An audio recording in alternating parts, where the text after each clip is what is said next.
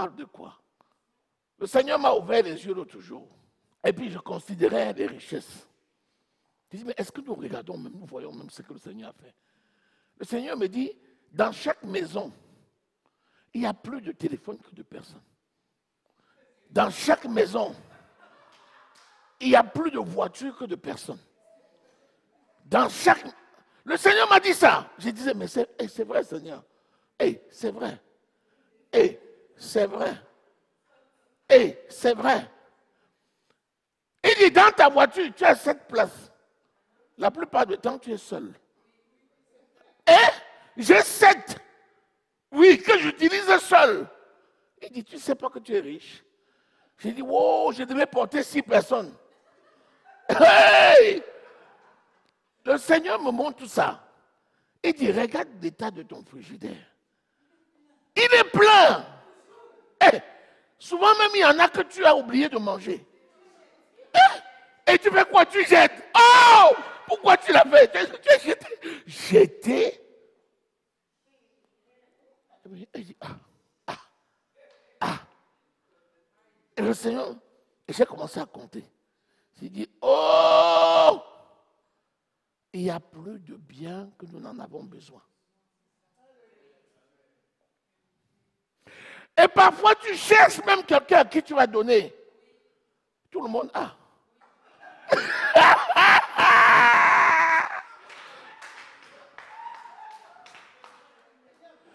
Tu appelles quelqu'un, tu dis, j'ai des choses ici. Il te dit, que, pardon, mets sur la tête, tu apportes. Tu dis, mais comment? Il te dit que tu veux que je vienne là-bas chercher? Comment je vais transporter? Prie pour que Dieu nous donne nous aussi ici. Et quand tu pries, Dieu leur donne ça là-bas. Tu dis, Seigneur, tout ça.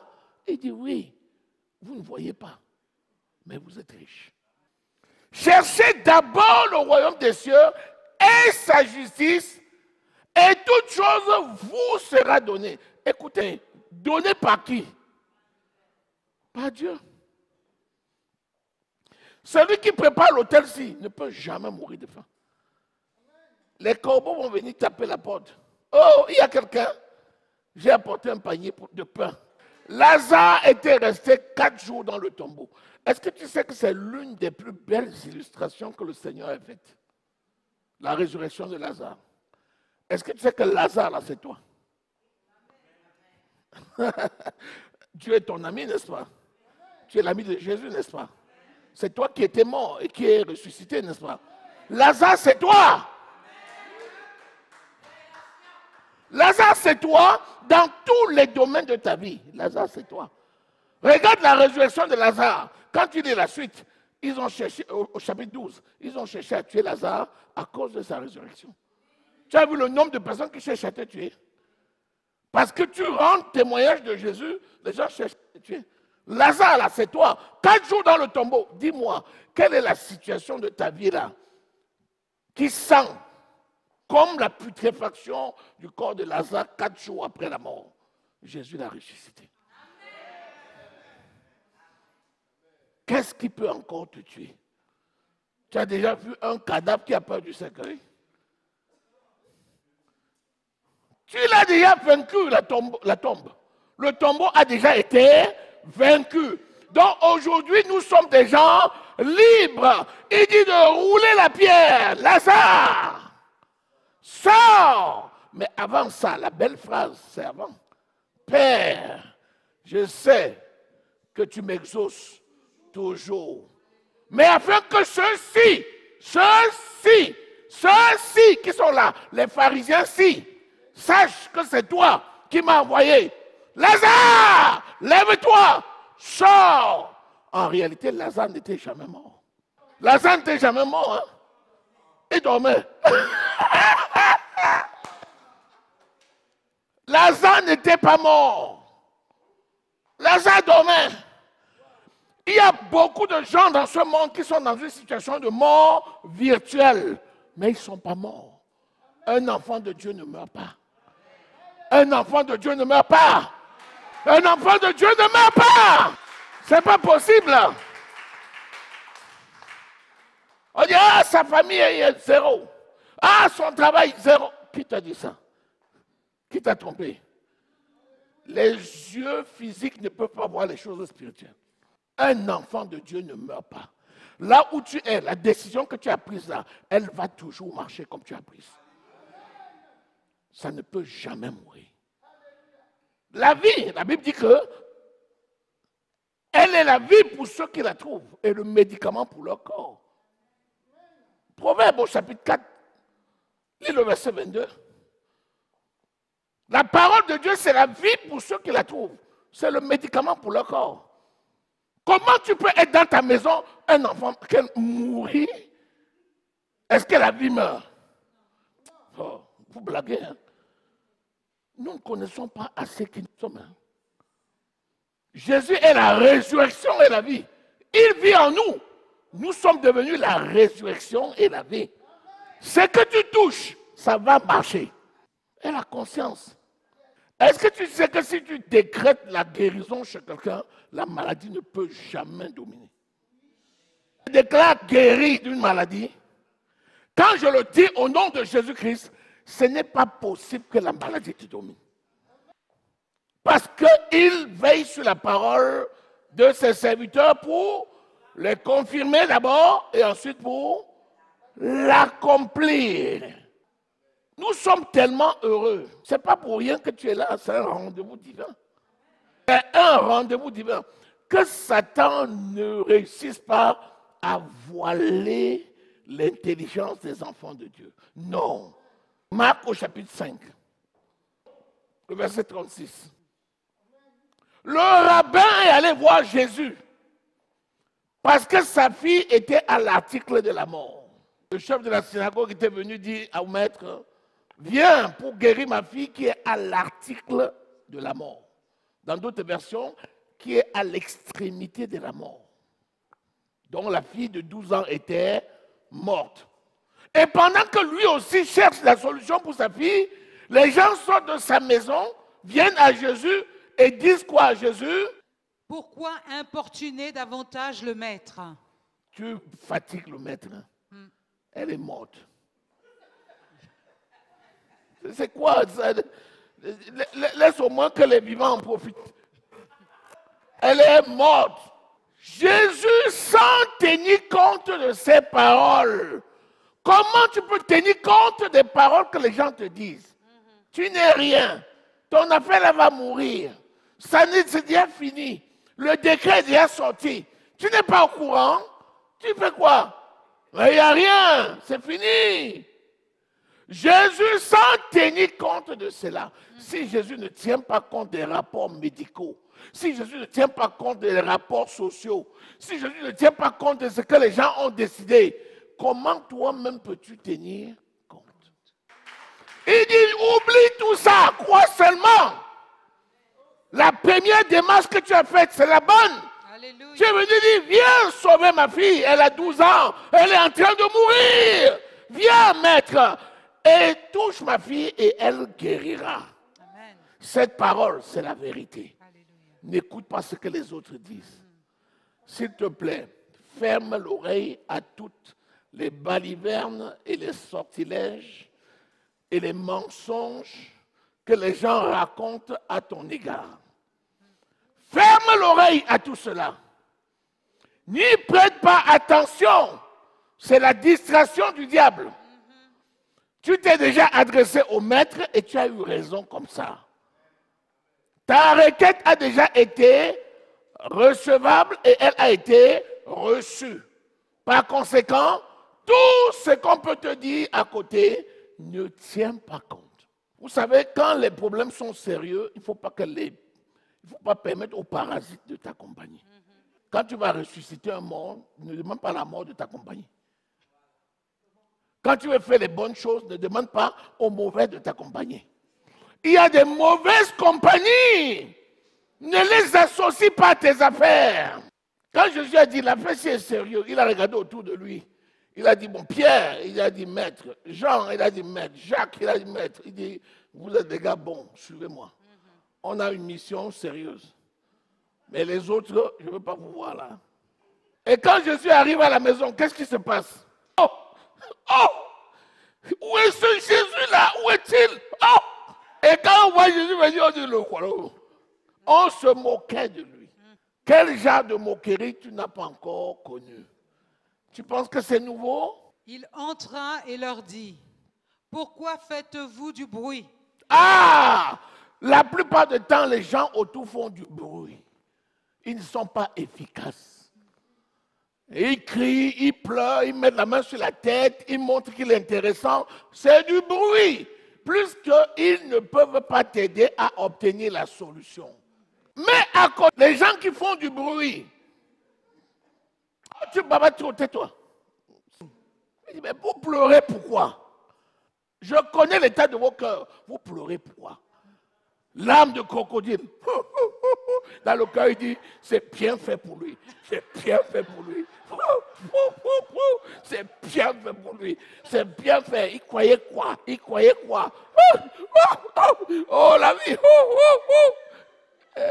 Hey! Sorcier! Tu pleures quoi? Tu pleures quoi? Les vrais mamans qui ont pleuré pour Jésus à la croix, Jésus même a dit, ne pleurez pas pour moi, pleurez pour vous et vos enfants. Qu'en est-il alors des hypocrites? L'enfant l'adore. Parce que depuis le moment où son papa avait fait la requête, la solution était déjà arrivée. Quiconque invoquera le nom de Jésus sera sauvé. Tes affaires sont déjà sauvées. Même si elles ont l'air agonisantes, elles sont sauvées. Vous voyez, il n'a pris que le père et la mère, il a foutu tout le monde dehors. Apprends à foutre tout le monde dehors. Chasse-les hors de tes affaires. Ne mélange pas tes affaires avec n'importe qui.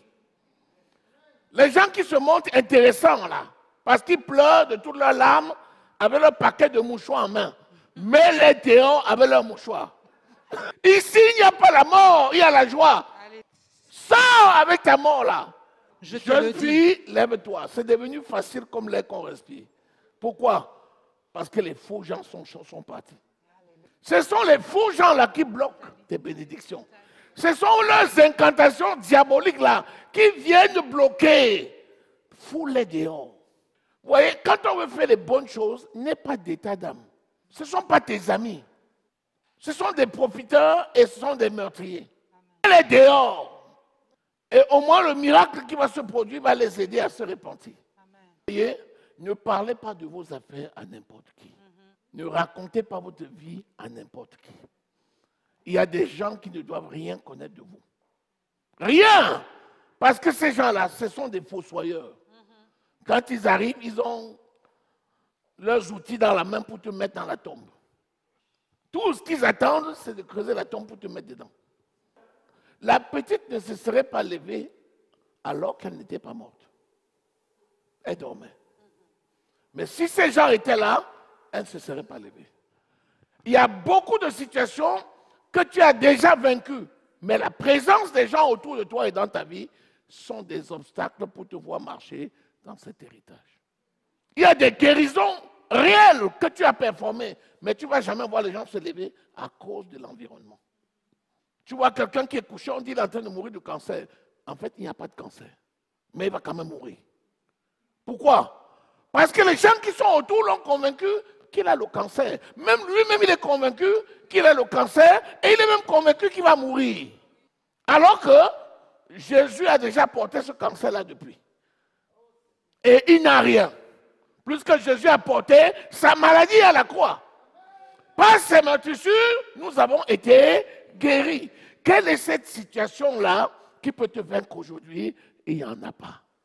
Il dit, nous sommes plus que vainqueurs par celui qui nous a aimés. C'est la raison pour laquelle, vous voyez, quand l'environnement est pur, tout le monde se lève. On commence à prier, les malades guérissent. Les boiteux se lèvent. Vous arrivez dans une ambiance, quelqu'un dit, oh, j'ai le cancer depuis 20 ans. Jésus t'a sauvé. Il s'est dit, oh! Hey! Ah! Hey! Je vois. 40 ans que je ne voyais pas. L'environnement est propice. Mais quand il y a les parasites là autour, ils te font croire des choses qui ne sont pas. Ah, laisse ça. Tu crois quoi? Nous, on est sur le terrain ici depuis 30 ans. Ici, tu ne peux rien avoir. Oh, c'est vrai, vous êtes là depuis 40 ans. C'est fini. C'est fini. Ne les écoutez pas. Fais le ménage. Je t'assure, il y a des gens avec qui tu ne dois même plus parler. C'est bonjour, bonjour, soyez bénis. Ce pas des gens fréquentables. La mentalité est mauvaise. Prie seulement pour que les gens soient Jésus. Alléluia. Prie pour qu'ils aient Jésus. Et dans ton environnement positif, la gloire de Dieu va se manifester. Et c'est comme ça que le salut, ils vont finir par l'avoir. Lis Ésaïe 41, verset 10. Et là, on entre maintenant dans cet héritage. Je veux vraiment que tu le possèdes aujourd'hui, que tu sois conscient que tu as ça et que tu marches véritablement dedans. Lis le verset 10. Ésaïe 41, verset 10. Ésaïe 41, verset 10. Ne crains rien, car je suis avec toi. Ne promène pas tes regards inquiets, car je suis ton Dieu. Je te fortifie, je viens à ton secours. Je te soutiens de ma droite triomphante. Dis-moi, est-ce que tu crois à cette parole? Alléluia. C'est écrit. Alléluia. C'est écrit et c'est la vérité. Amen. Il nous donne l'explication pour laquelle nous ne devons pas promener des regards inquiets. Tout simplement parce que le Seigneur vient à ton secours. Rappelle-toi que c'est lui qui nous secourt, c'est lui qui nous soutient et c'est lui qui nous fortifie. Quand tu es faible, il te rend fort. Quand tu es en danger, il te secourt. Et lorsque tu veux chuter, il te soutient. Tu peux aller où de sa présence? Partout où tu es, sa main te tient. Amen. Tu comprends maintenant pourquoi tu es là? Amen. C'est pour ça qu'il dit que derrière un, il y a 1000. Quand tu es ici, là, derrière toi, il y a 1000 personnes. Il y a toute une famille. Ta seule présence ici donne la vie à 1000. Il y a des milliers là qui seraient morts si tu n'existais pas. Et quand tu te lèves, tu viens à la veille comme ça, tu es en train de renouveler la vie de 1000. Le Seigneur te préserve parce que tu gardes la vie de 1000. C'est pour ça qu'il dit que 1000 tombent à ta droite, 1000 à ta gauche, tu ne seras pas atteint. Pourquoi? Parce que c'est toi qui vas leur redonner la vie.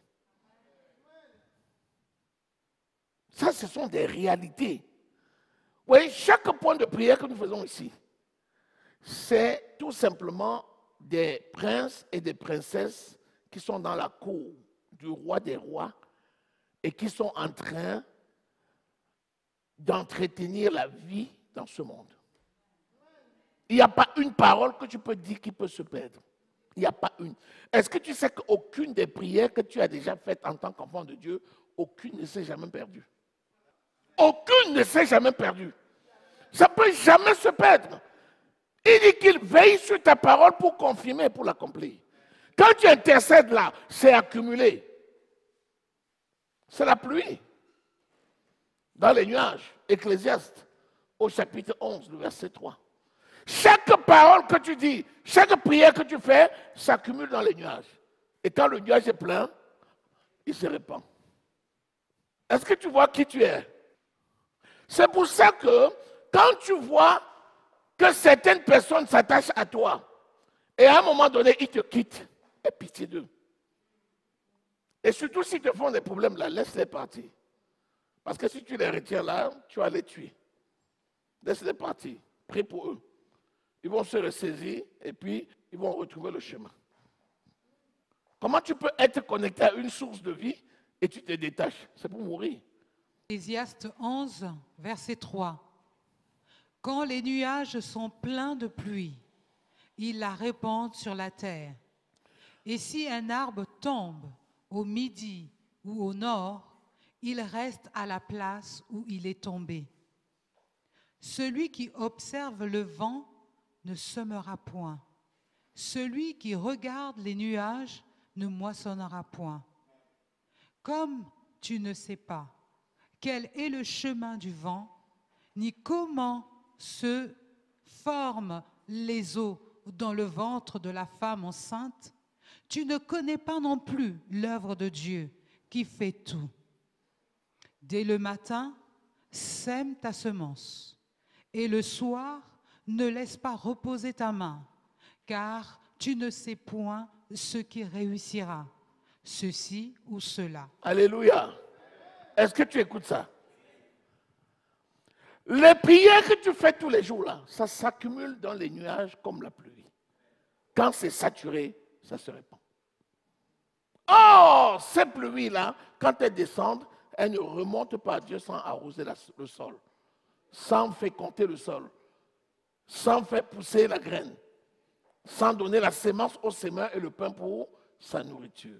C'est pourquoi ce n'est jamais vain ce qu'un enfant de Dieu fait. Amen. Et aucune parole d'un enfant de Dieu ne se perd. Amen. Dieu suit ta parole jusqu'à ce qu'elle atteigne la cible. Amen. Regardez le monde. On lance une fusée maintenant, elle arrive pour trouver une comète dans 60 ans. Les hommes ont réussi à faire des calculs mathématiques et physiques. Ils lancent un mobile maintenant. Il sait que dans 40 ans, 3 jours, 30 minutes et 27 secondes, ça va rencontrer une comète. Et quand tu dis, hey, comment tu as pu faire ça? Il dit, laissez ça, c'est nous les dieux. Alors que c'est l'intelligence que Dieu a donnée à l'homme. Si Dieu a donné cette intelligence à l'homme, qu'en est-il d'un enfant de Dieu? Il dit, ta parole ne se perdra jamais. Je confirme ta parole et je veille sur elle pour qu'elle s'accomplisse.